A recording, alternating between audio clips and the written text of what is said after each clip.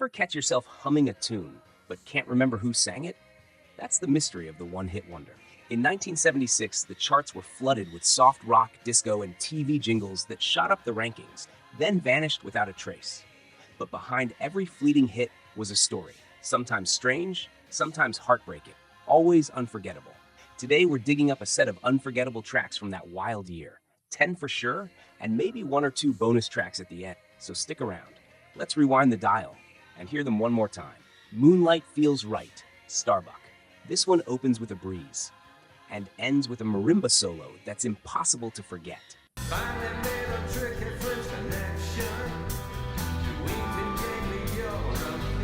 Moonlight Feels Right wasn't just a soft rock hit, it defined a summer. Released by Starbuck, a band out of Atlanta, the track glided onto the airwaves in early '76 with smooth vocals, dreamy synths, and that hypnotic xylophone sound performed by Bo Wagner, a former Lawrence Welk percussionist. It wasn't an instant hit. In fact, radio stations initially passed on it, but Starbuck's team mailed thousands of vinyls to stations across the country, one by one. Eventually, the tide turned. Listeners called in, requests poured out, and by July, it cracked the Billboard Top 10. The band tried to follow it up, but nothing stuck the same way. Still, Moonlight Feels Right remains frozen in time, a hazy postcard from the summer of '76, where everything felt slower and the moonlight just right. Wham Bam Shangalang, Silver. Power pop never sounded slicker or more fun.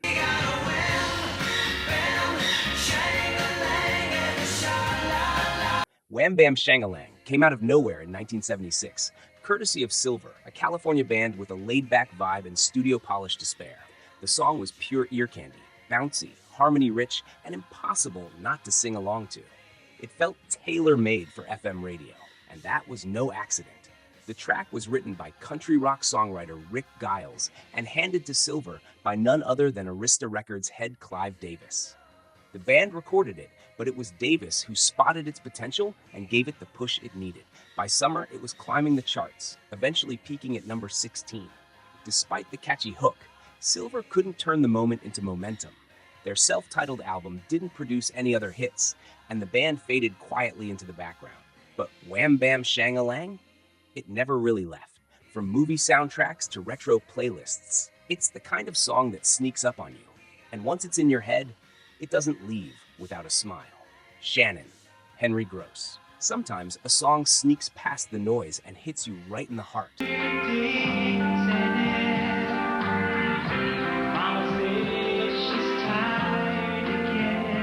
That was Shannon, written and performed by Henry Gross, a former guitarist for Sha Na Na.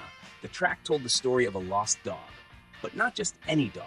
Shannon belonged to Carl Wilson of the Beach Boys, and when she passed away, the grief ran deep. Gross, a close friend of Wilson's, channeled that emotion into a song that blended soft rock with pure sentiment. Released in early 1976, Shannon caught listeners off guard.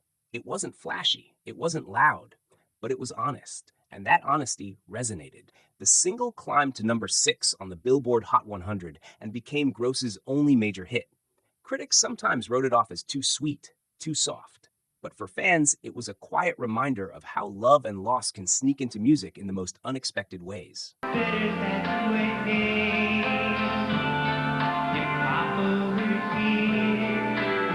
Let Your Love Flow, the Bellamy Brothers. It starts with a guitar strum that feels like open sky.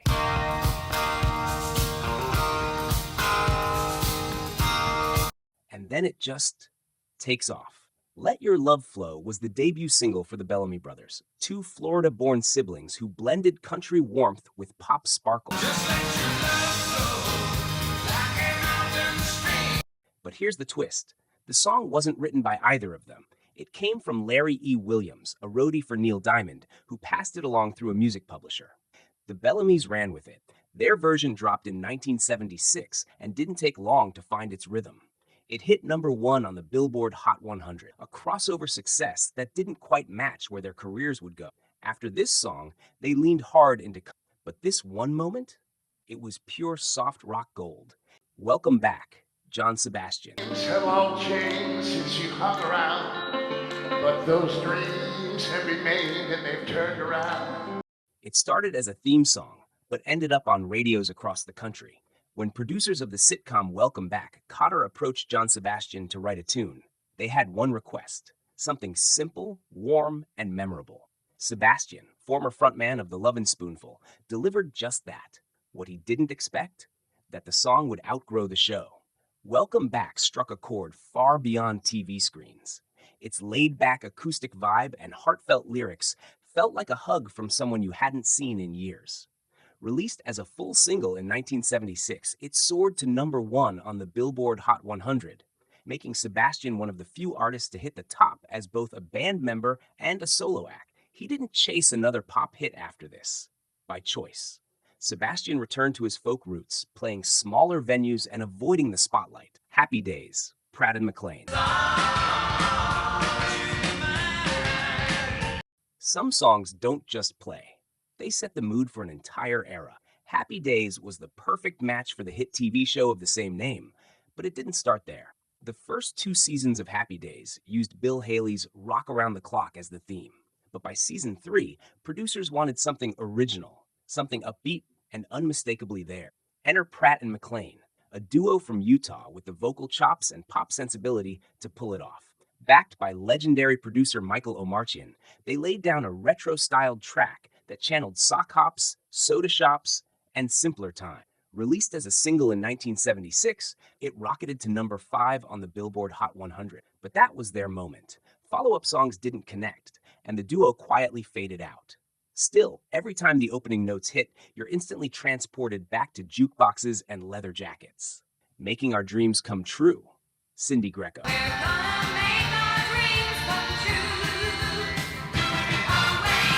It was written for 2 factory girls from Milwaukee and ended up capturing a generation's spirit. Making Our Dreams Come True was the theme song for Laverne and Shirley, a spin-off of Happy Days that needed its own identity. What it got was a burst of optimism in the form of Cindy Greco's voice. Bright, hopeful, and instantly memorable. The song was produced by Charles Fox and Norman Gimbel, the same team behind other TV hits like Love Boat and Wonder Woman. They gave it a sparkling, Broadway meets pop sound that landed perfectly in 1976. Released as a single, it reached #25 on the Billboard Hot 100, no small feat for a theme song. Cindy Greco never had another chart hit, but this one landed in the sweet spot. Uplifting lyrics, soaring vocals, and a chorus you could shout from the rooftops. Even now, it feels like an anthem for underdogs, a reminder that sometimes big dreams really do start small. With 2 girls in overalls and a bottle cap factory. Did You Boogie with Your Baby? Flash Cadillac and the Continental Kids. Boogie with your baby in the back row of the movie show. It sounded like the 50s, but it was pure 1976 mischief. Flash Cadillac and the Continental Kids were no strangers to nostalgia. They made their name playing sock hop rock with a modern twist, even appearing as a band in American Graffiti. So when they dropped Did You Boogie with Your Baby, it was no surprise it felt like a time warp. With punchy horns, doo-wop backing vocals, and a playful groove, the song landed somewhere between parody and tribute. A surprise twist? The deep-voiced spoken lines weren't from the band. They were delivered by none other than Wolfman Jack, the legendary radio DJ. The single climbed to #29 on the Billboard Hot 100, making it their biggest hit. More. Andrea True Connection. If you want to know how I really feel, get the cameras rolling. You've heard the chorus, breathy, bold, impossible to forget. But the story behind it? Even wilder than the beat. Andrea True wasn't a singer to start with. She was an adult film actress who found herself stuck in Jamaica during a government crackdown that prevented money from being wired out of the country. So what did she do? She used the money she had to make a disco record. That record was More.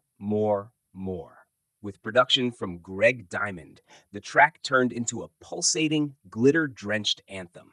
It hit #4 on the Billboard Hot 100 in 1976 and lit up dance floors from coast to coast. Andrea True tried to follow it up with more music, but nothing quite caught.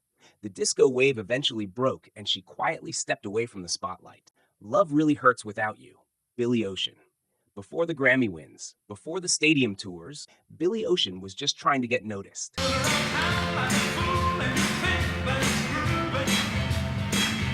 Love Really Hurts Without You was his breakthrough moment. Released in 1976, the track packed Motown punch with pop energy, featuring dramatic strings, a stomping beat, and Ocean's raw, pleading vocals. It felt like something from a Smokey Robinson playbook, urgent, catchy, and radio ready. The song became a surprise hit on both sides of the Atlantic, reaching number 22 on the Billboard Hot 100 and cracking the UK's top 10. But after its success, Ocean's career didn't immediately take. It would be years and a stylistic shift towards slick 80s pop before hits like Caribbean Queen would turn him into a household name. That makes this track even more fascinating. It wasn't just the start of something big, it was a glimpse of what Billy Ocean could do, all heart, all soul, and just waiting for the right wave to ride. Spring Rain, Silvetti. No lyrics, no vocals, just pure atmosphere.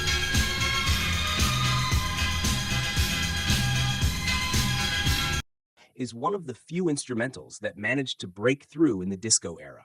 Released in 1976, it fused lush strings with a danceable groove, elegant, hypnotic, and cinematic. It peaked at number 39 on the Billboard Hot 100, but its real legacy was on the dance floor. DJs loved it, lounge fans adored it, and it quietly became a staple of 1970s ambient disco. Silvetti never chased pop success after this. He focused on arranging and producing.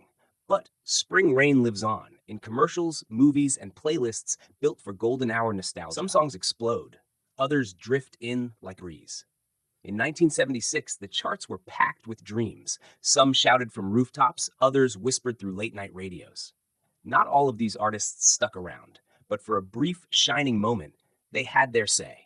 A few were born from TV jingles, others from lost love, disco dreams, or studio experiments that just happened to work. They came and went, but the music, it lingered. In the background of old road trips, in the corners of diners, in the places memory likes to hide.